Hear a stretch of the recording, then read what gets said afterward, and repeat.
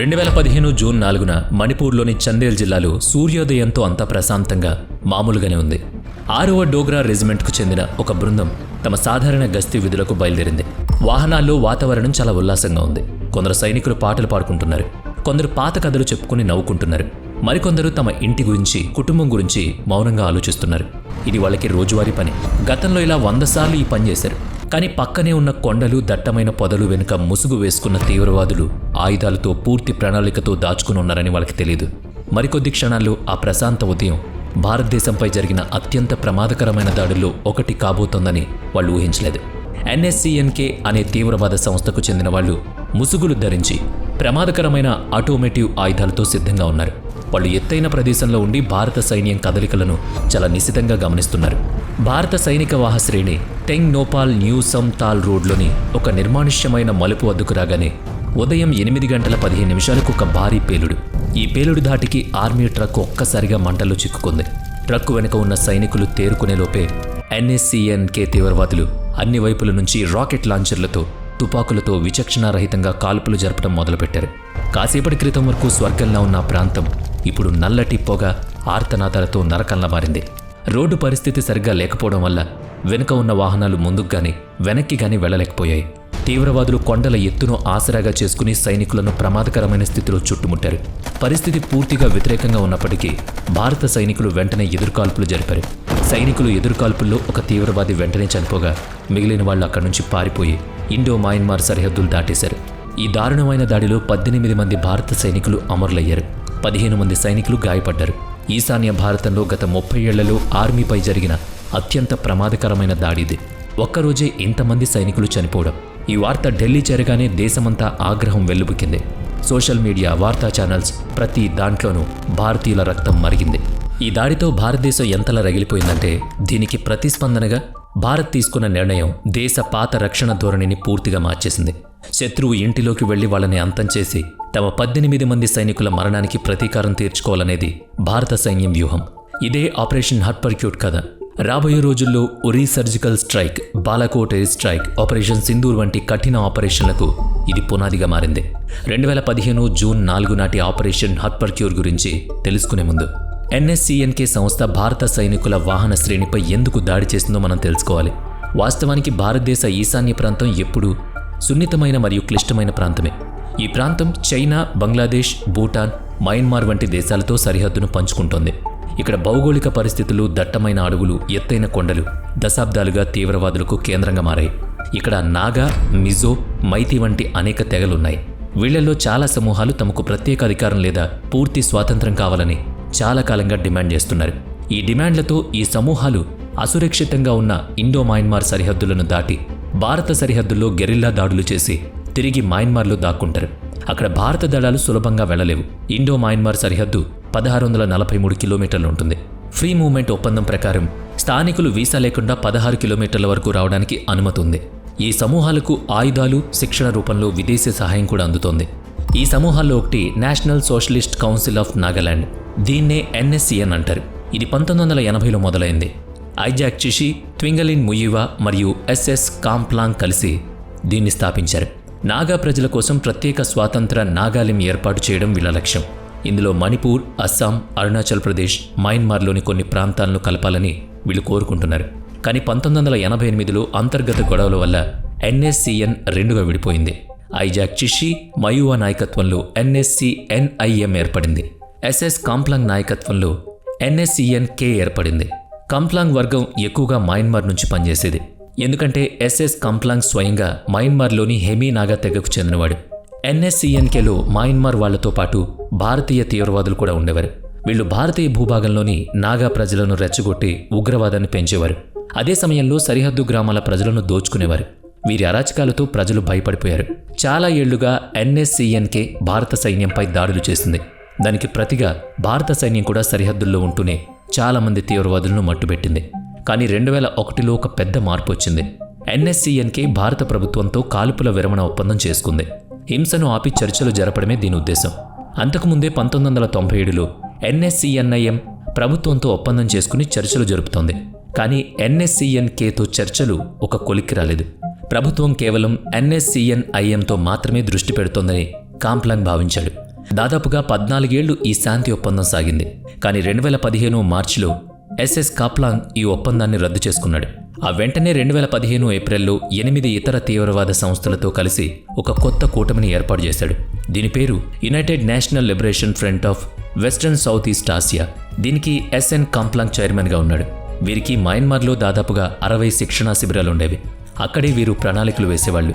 2015 మే నెలలో ఈ కొత్త కూటమి ద్వారా నాగాలాండ్, అరుణాచల్ ప్రదేశ్లలో భారత సైన్యంపై దాడులు చేశారు. ఈ 2 దాడుల్లో మొత్తం 11 మంది భారత సైనికులు అమరులయ్యారు. కానీ ఎస్ఎన్సిఎన్కే అక్కడితో ఆగలేదు. 2015 జూన్ 4న మణిపూర్లోని చందేల్లో 6వ డోగ్రా రెజిమెంట్పై దాడి చేసి 18 మంది సైనికులను పొట్టనబెట్టుకుంది. గత 3 దశాబ్దాల్లో ఈశాన్య భారతంలో సైన్యంపై జరిగిన అతిపెద్ద, అత్యంత ప్రమాదకరమైన దాడిది. 3 నెలల్లో జరిగిన ఈ వరుస దాడులతో భారత సహనం నశించింది. పరిస్థితి తీవ్రతను గమనించి ప్రధానమంత్రి నరేంద్ర మోదీ వెంటనే అత్యవసర ఉన్నత స్థాయి సమావేశం ఏర్పాటు చేశారు. ఇందులో రక్షణ మంత్రి మనోహర్ పారికర్, హోంమంత్రి రాజ్నాథ్ సింగ్, జాతీయ భద్రతా సలహాదారు Ajit Doval, army chief general Dalbir Singh Suhag కూడా ఉన్నారు. నిఘా సంస్థలు సమర్పించిన నివేదికలో ఈ దాడి వెనుక ఎన్ఎస్సీఏకే మరియు దాని మిత్రపక్షాలున్నాయని స్పష్టంగా తేలింది. వీరి శిక్షణా శిబిరాలు మయన్మార్లో ఉన్నాయని, చందేల్ దాడిలో వాడిన ఆయుధాలు చైనా నుంచి వచ్చాయని తెలిసింది. వీరికి విదేశీ మద్దతు గట్టిగా ఉందని అర్థమైంది. భారత్ వెంటనే సైనిక చర్యలు చేపట్టాలని అనుకుంది. కానీ దశాబ్దాలుగా పాటిస్తున్న వ్యూహాత్మక సంయమనం విధానం దీనికి అడ్డుగా నిలిచింది. అంతర్జాతీయ ఒత్తిడి వల్ల సరిహద్దు దాటి సైనిక చర్యలు చేయడానికి భారత్ ఇన్నాళ్లు వెనుకడుగు వేసేది. భారత్ మౌనాన్ని తీవ్రవాదులు బలహీనంగా చూస్తున్నారని ఈ సమావేశం చర్చించారు. దాడి చేసి సరిహద్దు దాటేస్తే భారత సైన్యం తమను ఏం చేయలేదని తీవ్రవాదులు నమ్ముకున్నారు. ఈ అపోహను తొలగించడానికి కుట్రదారులు అర్థం చేసుకునే భాషలోనే సమాధానం చెప్పాలని భారత్ నిర్ణయించుకుంది. మయన్మార్లోని తీవ్రవాద శిబిరాలపై సుఖోయ్ MiG-21 యుద్ధ విమానాలతో బాంబులు వేసి ధ్వంసం చేయాలనేది మొదటి ప్రణాళిక. కానీ సరిహద్దులోని ఆ ప్రాంతాల్లో తీవ్రవాదులు దాక్కున్న చోట పౌరులు కూడా ఉండడంతో వైమానిక దాడులు చేస్తే దానికి ప్రమాదం ఉంటుందని భావించారు. అందుకే చాలా ఆలోచించిన తర్వాత జూన్ 7న భారత ప్రభుత్వం సర్జికల్ స్ట్రైక్ను అనుమతించింది. దీనికి ఆపరేషన్ హాట్ పర్క్యూట్ అని పేరు పెట్టారు. ఈ మిషన్ పూర్తి చేయడానికి ఎటువంటి క్లిష్ట పరిస్థితినైనా ఎదుర్కొని శత్రువుల స్థావరంలోకి చొరబడి వాళ్ళని అంతం చేయగలిగే సైనికులు కావాలి. ఈ కఠినమైన పని కోసం భారత సైన్యంలోని అత్యంత ప్రమాదకరమైన ఎలైట్ యూనిట్ అయిన 21 పారా స్పెషల్ ఫోర్స్ను ఎంపిక చేశారు. 21 పారా ఎస్ఎఫ్ను అడవిలో యుద్ధం చేయడంలో మరియు రహస్య ఆపరేషన్లలో నిపుణులుగా పరిగణిస్తారు. గత 20 ఏళ్లుగా ఈ యూనిట్ ఈశాన్య భారతదేశంలో ఉంది. తీవ్రవాద ప్రభావిత ప్రాంతాల్లో పనిచేసిన అనుభవం వీళ్లకుంది. ఈస్టర్న్ కమాండ్కు ఇది క్విక్ రెస్పాన్స్ ఫోర్స్గా పనిచేస్తుంది. ఈ బెటాలియన్కు ఉన్న అతిపెద్ద బలం వారి లోకల్ నెట్వర్క్ మరియు ఇన్ఫార్మర్స్. ఇందులో పనిచేసే చాలామంది అధికారులు మరియు సైనికులు ఈశాన్య భారతదేశానికి చెందినవారే కాబట్టి వారికి అక్కడ భాష, సంస్కృతి మరియు భౌగోళిక పరిస్థితులపై మంచి పట్టుంది. ఈ యూనిట్ చిహ్నం వాగ్నగ్. ఇది మరాఠా వీరుడు ఛత్రపతి శివాజీ మహారాజ్కు ఇష్టమైన ఆయుధం. ఇది భారతదేశ ఘనమైన చరిత్రకు ప్రతీక. ఈ ఆపరేషన్ కోసం 21 పారా ఎస్ఎఫ్ నుంచి అత్యుత్తమ శిక్షణ పొందిన 71 మంది కమాండోలను ఎంపిక చేశారు. వీరికి నాయకత్వం వహించే బాధ్యతను mission commander lieutenant colonel Nectar సంజన్ బామ్కు అప్పగించారు. ఆయన గుర్తింపును దాచిపెట్టడానికి ఆస్కార్ డెల్టా అనే కోడ్నిచ్చారు. ఈ ఆపరేషన్ ఎంత సీరియస్గా ఉందంటే ఆపరేషన్లోని దక్షిణ సూడాన్లో ఐక్యరాజ్య సమితి శాంతి పరిరక్షణ కమిషన్కు వెళ్లడానికి ఢిల్లీ విమానాశ్రయంలో సిద్ధంగా ఉన్న కొందరు అత్యంత నైపుణ్యం కలిగిన సైనికులను కూడా వెనక్కి పిలిపించారు. అలా కనురెప్పపాటులో శత్రువులను అంతం చేయగల 70 మంది అద్భుతమైన కమాండోల బృందం సిద్ధమైంది. ఇప్పుడు సర్జికల్ స్ట్రైక్ కోసం పక్కా ప్రణాళిక అవసరమైంది. దాడి సమయంలో శత్రువులను మోసం చేసే వ్యూహాన్ని వాడాలని నిర్ణయించుకున్నారు. ఆపరేషన్ సమయంలో తమ గుర్తింపు తెలియకుండా ఉండేందుకు కమాండోలు స్పెషల్ ఫోర్సెస్ యూనిఫామ్కు బదులుగా అక్కడ సరిహద్దులో గస్తీ కాసే 12 బిహారీ బెటాలియన్ సాధారణ యూనిఫామ్ను ధరించారు. ఎవరైనా వారిని సరిహద్దు దగ్గర చూసినా సాధారణ సైనికులు అని అనుకోవాలన్నది వాళ్ళ ఉద్దేశం. కమాండోలకు అత్యాధునిక assault rifles, grenade launchers, night vision goggles, GPS మరియు హై సెక్యూరిటీ కమ్యూనికేషన్ సెట్లు ఇచ్చారు. దాడి చేసిన తీవ్రవాదులను చంపడమే కాకుండా వారి స్థావరాల్ని పూర్తిగా ధ్వంసం చేయడం వీళ్ళ ఉద్దేశం. ఈలోగా భారత సైన్యానికి చెందిన సీక్రెట్ వింగ్ అప్పటికే తీవ్రవాదుల ఖచ్చితమైన GPS లొకేషన్లను పగలు రాత్రి తేడా లేకుండా సేకరించింది. సమాచారం సేకరణ కోసం అనేక మార్గాలు ఎంచుకున్నారు. ఉపగ్రహ ఛాయాచిత్రాలు, డ్రోన్ల నిఘా, సిగ్నల్ ఇంటర్స్టెప్స్ మరియు గ్రౌండ్ లెవెల్లో లోకల్ సోర్సెస్ ద్వారా సమాచారం దొరికింది. ఇంటెలిజెన్స్ సమాచారం ఆధారంగా మయన్మార్ లోపల సరిహద్దులకు సుమారుగా 8 కిలోమీటర్ల దూరంలో NSCNKకు చెందిన 2 పెద్ద శిబిరాలను గుర్తించారు. ఇవి తీవ్రవాదులకు అధునాతన ఆయుధాల వాడకంలో శిక్షణ ఇచ్చే ప్రధాన కేంద్రాలు. ఈ 2 క్యాంపుల నిర్మాణం దాదాపుగా ఒకేలా ఉంది. వాటికి 10 కిలోమీటర్ల పరిధిలో ఇతర అనుబంధ సంస్థల క్యాంపులున్నాయి. దగ్గరలోనే పౌరులు కూడా నివసిస్తున్నారు కాబట్టి శత్రువుల నుంచి వచ్చే ఏ ప్రమాదానికైనా భయపడాలి, కానీ పౌరులకు ఎటువంటి హాని కలగకూడదని కమాండోలకు స్పష్టమైన ఆదేశం ఉంది. 2015 జూన్ 7న యాక్షన్ మొదలైంది. 21 పారాఎస్ఎఫ్కు చెందిన 70 మంది కమాండోలు తమ గుర్తింపును దాచి సాధారణ ఆర్మీ ట్రక్లో ఇండో మయన్మార్ సరిహద్దుకు బయలుదేరారు. సరిహద్దుకు కొన్ని కిలోమీటర్ల దూరంలో నిర్ణయించిన స్టేజింగ్ లొకేషన్లకు చేరుకున్నారు. ఇదే ఈ ఆపరేషన్కు లాంచ్ ప్యాడ్. వాళ్ళు బేస్కు చేరుకునేసరికి అర్ధరాత్రి దాటింది. చుట్టూ చిమ్మ చీకటి అలముకుంది. దగ్గరలోని గ్రామాల్లో జనం గాఢ నిద్రలో ఉన్నారు. అడవి నిశ్శబ్దంలో కేవలం కీచురాళ్ల శబ్దాలు, అప్పుడప్పుడు దూరం నుంచి వచ్చే గాలి శబ్దం మాత్రమే వినిపిస్తున్నాయి. ఇదే సమయంలో భారత్ కమాండోలు నడక ప్రారంభించారు. ఆ 70 మంది సైనికుల బృందం 2 గ్రూపులుగా విడిపోయింది. 2 జట్లు ఆ మొదటి రాత్రి చీకటిలో దట్టమైన అడవులను దాటుకుంటూ కిలోమీటర్ల కొద్దీ నడిచి ఇండో మయన్మార్ సరిహద్దుకు చేరుకోవాలి. ఆ తర్వాత సరిహద్దు దాటి నడుచుకుంటూ శత్రువుల స్థావరాలకు చేరాలి. ఈ దారి ఏమాత్రం సులభం కాదు సుమా, ఎందుకంటే అక్కడ అడుగడుగునా ప్రాణగండం ఉంది. సైనికులు తమ బరువైన సామాగ్రి, ఆయుధాలు, మందుగుండు సామాగ్రి తీసుకుని కిలోమీటర్ల కొద్దీ ఆ కష్టమైన దారిలో నడవాలి. దానికి తోడు ఆ అడవి ఎంత దట్టంగా ఉందంటే పగలు కూడా చీకటిగా ఉంటుంది. రాత్రిపూట నైట్ విజన్ గాగుల్స్ లేకుండా ఏం చేయలేరు. కమాండోలు శబ్దం చేయకుండా కేవలం సైగలతో మాట్లాడుకోవాలి. అక్కడ వేడి ఎంతలా ఉంటుందంటే చెమటలు దారులుగా కారుతాయి, బట్టలు తడిచిపోతాయి, ఊపిరాడడం కష్టంగా మారుతుంది. అడవిలో ముళ్ల పొదలు శరీరాన్ని చీల్చేస్తూ ఉంటాయి. అక్కడ చూసిన విషపు పురుగులు, ఎక్కడ చూసినా విషపు పురుగులు, పాములు. ఇన్ని సవాళ్లున్నా భారత సైనికుల ధైర్యం మాత్రం చెక్కు చెదరలేదు. దేశ రక్షణ కోసం తమ సహచరుల మరణానికి ప్రతీకారం తీర్చుకోవడానికి వాళ్ళు ఎటువంటి సమస్యనైనా ఎదుర్కోవడానికి సిద్ధంగా ఉన్నారు. ఏమాత్రం భయపడినా పని జరగదని వాళ్ళకి తెలుసు. చిన్న పొరపాటు జరిగినా మొత్తం మిషన్ ప్రమాదంలో పడుతుంది. అందుకే దట్టమైన అడవులు, వంకర టింకర దారులను చాలా తెలివిగా, ఓపికతో దాటారు. ఇప్పటి వరకు సైనికులు రేడియో ద్వారా కంట్రోల్ రూమ్లో టచ్లో ఉన్నారు. కానీ ఇప్పుడు వేరే దేశ సరిహద్దులో రేడియో వాడడం కొత్త సవాల్. అందుకే సైనికులు సమాచారం ఇవ్వడానికి కొన్ని గంటలకోసారి కేవలం ఒక బీప్ సిగ్నల్ మాత్రమే పంపేవారు. అంతా సవ్యంగానే ఉందని చెప్పడానికి ఈ సిగ్నల్ నేరుగా 3 corps GOC lieutenant general Bipin రావత్కు చేరేది. కమాండోలు మయన్మార్ అడవుల్లో చాలా దూరం వెళ్ళాక హఠాత్తుగా ముందున్న స్క్వాడ్ మనుషులున్నారని సిగ్నల్ ఇచ్చింది. కమాండోలు వెంటనే అప్రమత్తమయ్యారు. అక్కడ అడవి జంతువులను వేటాడే బర్మా వేటగాళ్ల బృందం కనిపించింది. ఆయుధాలతో ఉన్న ఇంతమంది సైనికులను చూసి ఆ వేటగాళ్లు ఆశ్చర్యపోయారు, భయపడ్డారు. ఇది ప్రణాళికలో లేదు. కమాండోలకు ఇదో పెద్ద సమస్యగా మారింది. తీవ్రవాదులను తప్ప అమాయకులను ఎవరినీ చంపకూడదు, ఇది ప్రభుత్వ ఆదేశం. కానీ ఆ వేటగాళ్లను వదిలేస్తే వాళ్ళు భారత సైనికుల గురించి బయట చెప్పే ప్రమాదం ఉంది. దానివల్ల మిషన్ మొత్తం విఫలం కావచ్చు. అందుకే టీం లీడర్ ఆ వేటగాళ్లను తమతో పాటు తీసుకువెళ్లాలని నిర్ణయించుకున్నారు. వేటగాళ్లు భయపడిన చివరికి ఒప్పుకుని కమాండోలతో కలిసి నడవడం మొదలుపెట్టారు. వాళ్ళని తీసుకెళ్లడం కమాండోలకు చాలా కలిసొచ్చింది. ఎందుకంటే స్థానికులు కాబట్టి వారికి ఆ ప్రాంతంలోని ప్రతి చిన్నదాని గురించి తెలుసు. బురద ఎక్కడ ఎక్కువగా ఉంటుంది, ఏ కొండ ఎక్కడం ప్రమాదం, ముఖ్యంగా తీవ్రవాద క్యాంపులు ఎక్కడున్నాయో వాళ్ళకి ఖచ్చితంగా తెలుసు. భయం వల్ల వాళ్ళు కమాండోలకు పూర్తి సహకారం అందించారు. వారిచ్చిన విలువైన సమాచారంతో భారత కమాండోలు 2015 జూన్ 8 మధ్యాహ్నానికి తీవ్రవాద క్యాంపులకు కేవలం 5 కిలోమీటర్ల దూరంలోకి వెళ్లారు. వేటగాళ్లు ప్రాణభయంతో ముందుకు రావడానికి ఇష్టపడలేదు. దాంతో వారిని ఒక సురక్షిత ప్రాంతంలో ఉంచారు. వాళ్ళు పారిపోయి మన ప్లాన్ బయట పెట్టకుండా ఉండేందుకు కొంతమంది సైనికులను వారి కాపలాగా ఉంచారు. ఆ తర్వాత మిగిలిన కమాండోలు ముందుకు సాగారు. నడుస్తుండగానే చీకటి పడింది. ఇంకాస్త దూరం వెళ్ళాక కమాండోలంతా ఒక చోట ఆగి కేవలం స్కౌట్ టీంను మాత్రమే ముందుకు పంపారు. ముందు తీవ్రవాద క్యాంపులు ఉన్నాయి కాబట్టి స్కౌట్ టీం ఆ ప్రాంతాన్ని తనిఖీ చేయాలి. వారు నిశ్శబ్దంగా ముందుకు వెళ్ళాలి.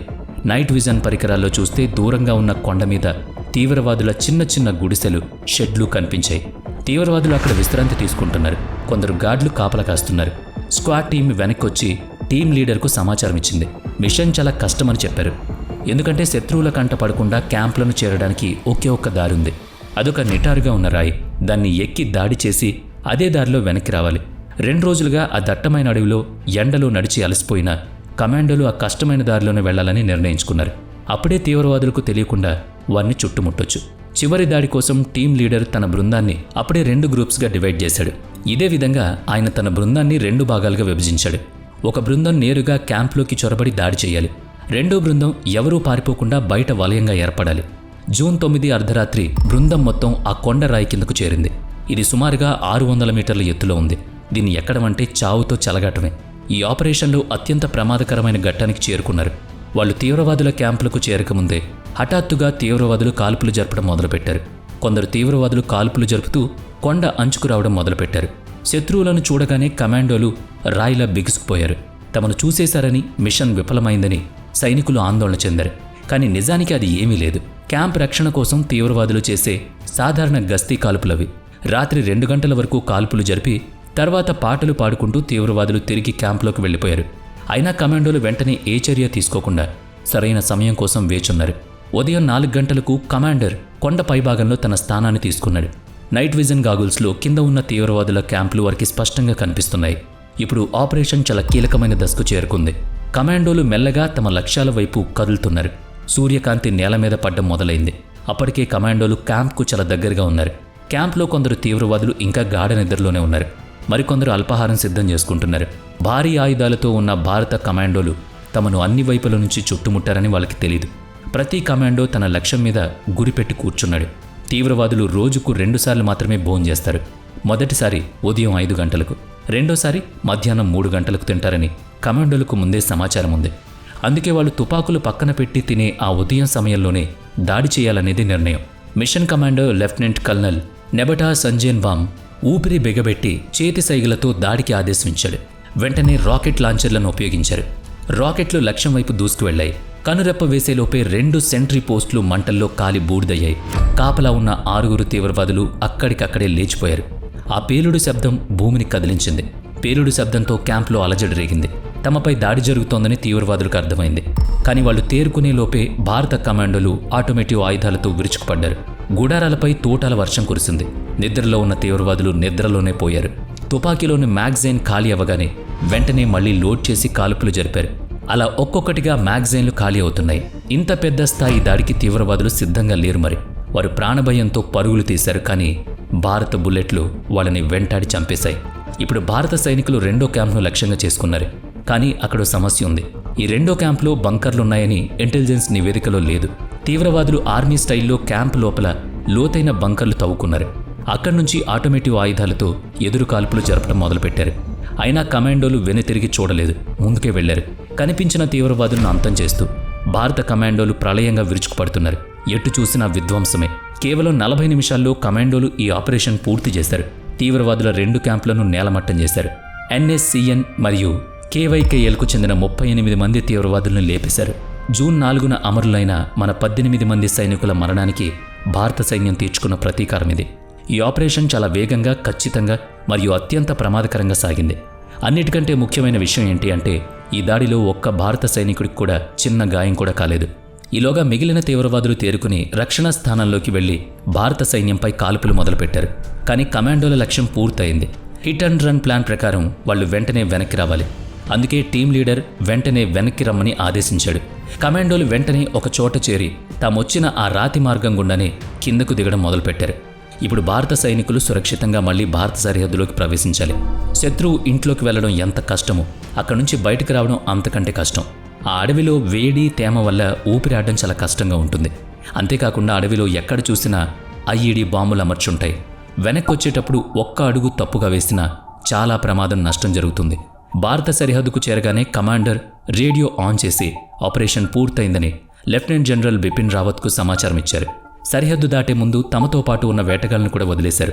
ఏదైనా తేడా జరిగితే కమాండోల్ని వెంటనే తరలించడానికి భారత వైమానిక దళానికి చెందిన MI-17 హెలికాప్టర్ సరిహద్దులో సిద్ధంగా ఉంది.